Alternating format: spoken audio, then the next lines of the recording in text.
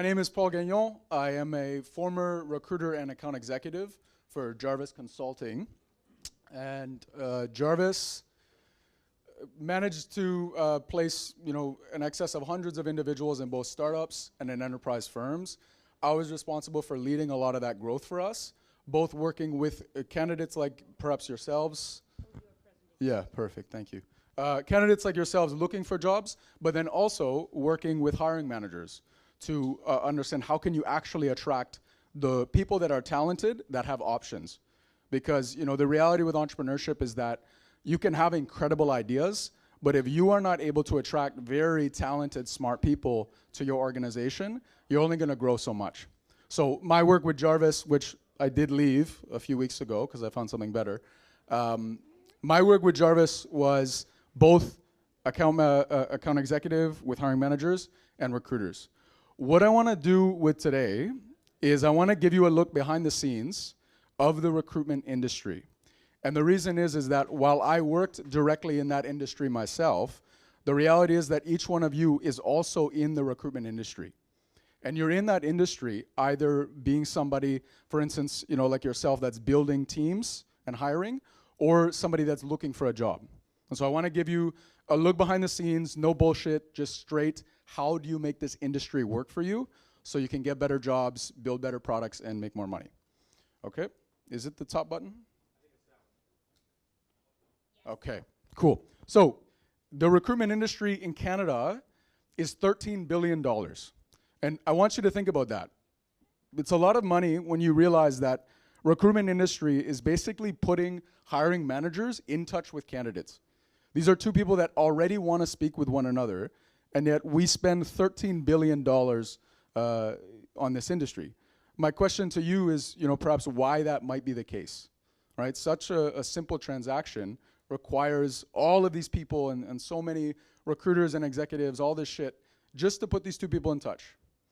The reason that this is the case, and what it is, point number one to keep in mind, is the scene of recruitment and of talent has a lot of noise and a lot of people that are distracting perhaps hiring managers from finding the right talent.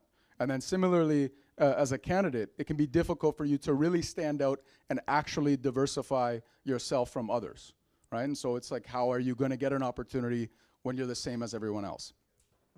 I wanna spend some time today giving just really simple, practical ideas of how you stand out as a hiring manager looking for talented people on one hand, and then similarly as a candidate, what things can you do to cut through that noise so that you're able to access the opportunities that you want? Are you guys tracking? Does this all make sense?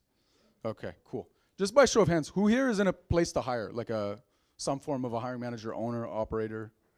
Okay, 1, 2. Cool. DAO is as well. You guys could, talent eventually. Yeah. I can do a contract on the side if you want me to help. Yeah, I'm just kidding. And then I'd imagine anyone here is a candidate looking for jobs. Is anyone actively looking right now? Okay, perfect. All right, so listen up.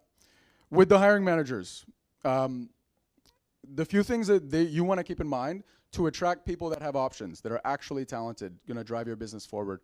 First of which is the reputation of your company, right? Simply put, you don't need to pitch working at Facebook all that much. People want to work at Facebook. There's a lot that goes into company reputation, but the first part of it is your big picture reputation. The second is, and you should think about it as a candidate, like, what are your reviews on Glassdoor, right? How do people see and experience the company from the outside looking in? Point number 2 is employee experience. Employee experience starts the first time that you have an interview with any employees and goes all the way until their exit interview at the end. I mean, if there's just a couple, hiring folks here today, maybe not something that they'll be too aware of, but the reality is that experience of your employees from start to finish makes all the difference in how many more talented people you'll get down the line. So it's something that we all need to think about, how we're impacting those around us. Next is the mission and values. A lot of people think that it's only money that makes really talented people that make a lot of money choose where to work. But do any of you know that that's not the case? It's not the case at all. The people that make a lot of money, and some of you really do know this, like C-suites or people that are, owning their own companies, they're not actually driven by money because they've made enough money and they're smart enough, and I'd say they probably have a good enough will to choose things beyond just money.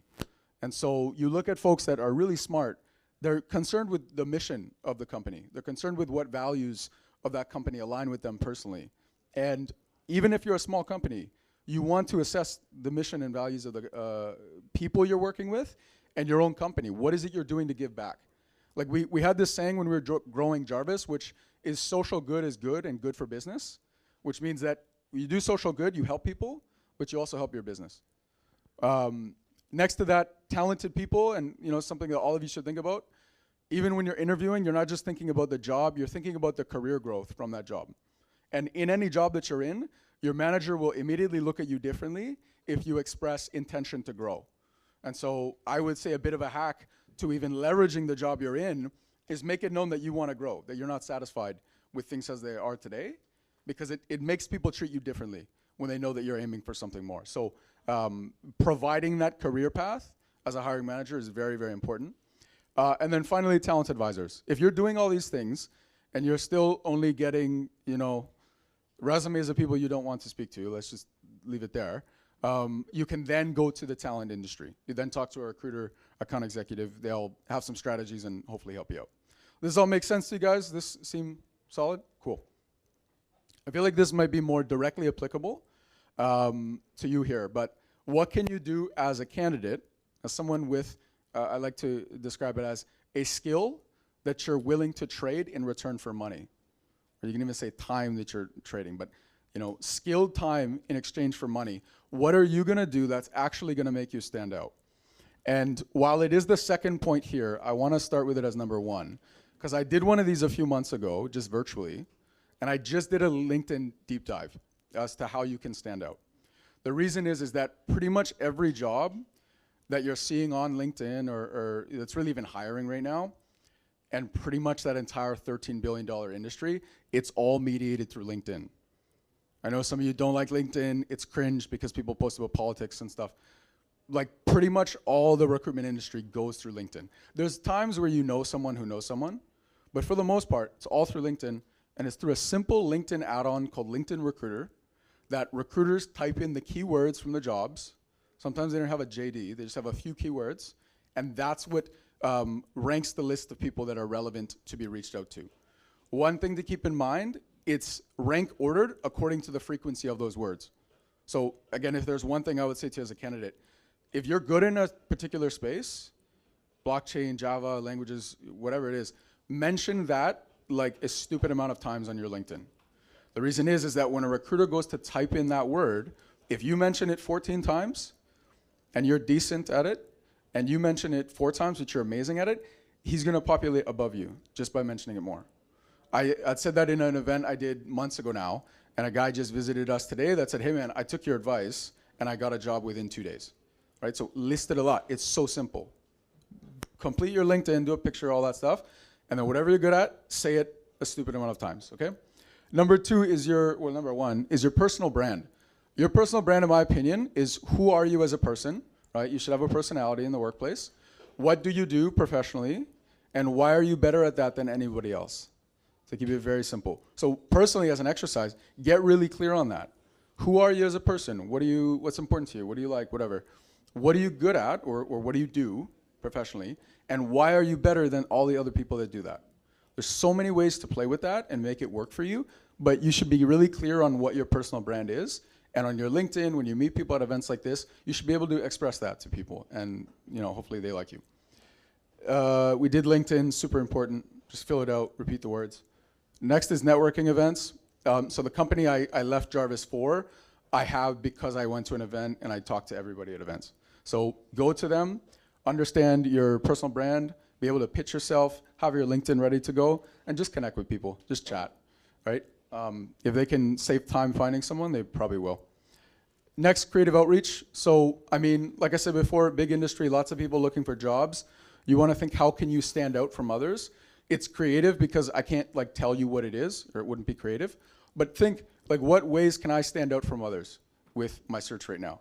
Think outside the box. Have fun with it. The worst thing that happens is they don't get back to you, But if anyone's done a job search in the past couple of years, they're already not getting back to you. So you might as well try something different, right? Maybe show up at their house at 4 a.m. in the morning and ask for an interview. Like whatever works for you, just try something. And then finally, recruiters. Everyone that is in tech in particular should have a roster of recruiters that knows them by name, that knows what they do, and just float in their network. You don't have to be best friends with them. But the reality is recruiters mainly on the recruiting app, LinkedIn, but also will use their networks as well. Does that all make sense to you guys? Okay, cool. Just with a minute or so, I mentioned I left Jarvis for a better opportunity. It's not something I really wanted to do because I was having a lot of fun at Jarvis. I was making good money. It was all good. But then I stumbled across Zone at a networking event, personally meeting the CEO. Who here knows like how the Canadian real estate market works, like in the residential sense? Okay, awesome.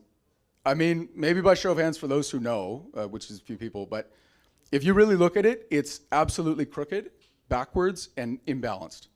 It's giving a copious amount, like outside of prices being expensive. That's something we can't control. The amount that home buyers are paying in commissions to realtors is insane, right? Like the standard commission when you go to sell a home is 5%. That goes 2.5% of the price of your home, which is probably minimum $500K. 2.5% of that goes to the realtor simply for listing it on the market, right? And getting it sold. And then you pay 2.5% of the price of your home. So we're talking like 20 plus grand for another realtor to simply bring someone who wants to buy your house. But like that person's buying your house. The realtor's not buying anything. So simply for making a little connection like that, people are paying tens and thousands of dollars at large. What Zone has done is, one, we've created a modern marketplace, if you will, to consolidate the entire real estate process such that you can go to an app in our website and work with a modernized team to work you through the real estate transaction. All the services under one roof. It's more intuitive, it's more common sense. The second part, and why we're the fastest growing brokerage and fintech startup in Canada, is a down payment assistance model where when we get 2.5% commissions on the price of the home that you buy from the seller, not from you, we give you the 1.5% of that as upfront cash back to support your purchase. So on average, that's anywhere from 6 grand to 15 grand from our commissions that we made from the seller to support your purchase. Okay, that's not a loan that you have to repay. That's not a means of getting equity. That's simply us acknowledging, up until now, real estate commissions have been insane and have been taking too much from people. We're gonna start to even that out. Aside from that, you can sell your home with Zone for a 1% commission fee capped at 8 grand. So you'll never sell a home for more than $8,000 with Zone. I joined them because as a Canadian myself, I started to realize like we have some problems in Canada with our economy. A big part of that is home ownership. I think we can all agree on that. And companies like Zone, in fact, we're the only one doing this, are making a real difference in how people can actually become home buyers. We can't change the market prices. What we can do is give some of those realtor funds back to people to purchase their homes.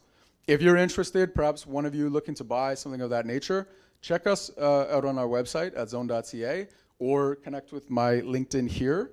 I'd love to walk you through how it works and answer any additional questions you might have, okay? Thank you very much. I appreciate it.